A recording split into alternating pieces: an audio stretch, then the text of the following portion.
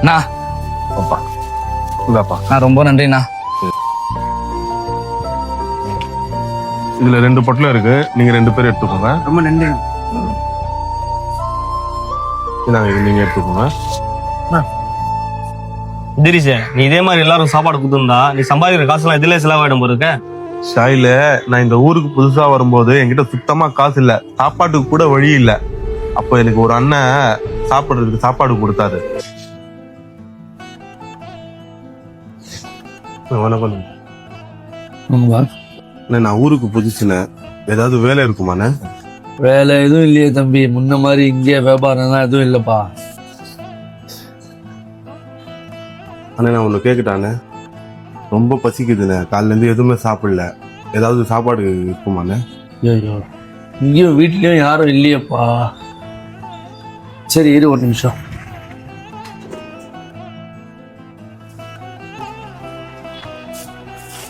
இந்தா, எனக்கு வந்த டிஃபன் இருக்கு, இது சாப்பிடு. ரொம்ப நன்றிண்ணே.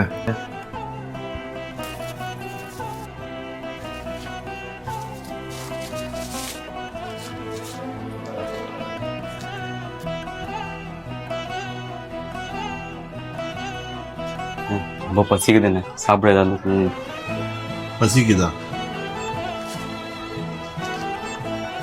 இதுல 2 ரொட்டி இருக்கு, நீ ஒண்ணு நான் ஒண்ணு சாப்பிட்டுலாம். வாப்பா சாப்பிடலாம்.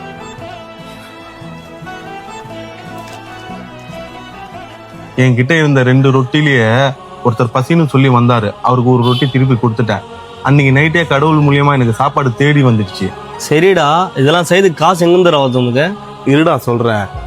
உன்ன மாதிரி தான் நிறைய பேர் வந்து என்கிட்ட சொல்லுவாங்க.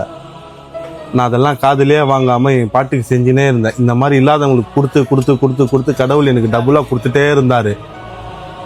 ஒண்ணு மட்டும் சொல்ற, நல்லா ஞாபகம் வச்சுக்கோ, தானத்தில் சிறந்த தானம் அன்னதானம். அது நீ செஞ்சு பாரு, அதுல வர சந்தோஷமே தனி.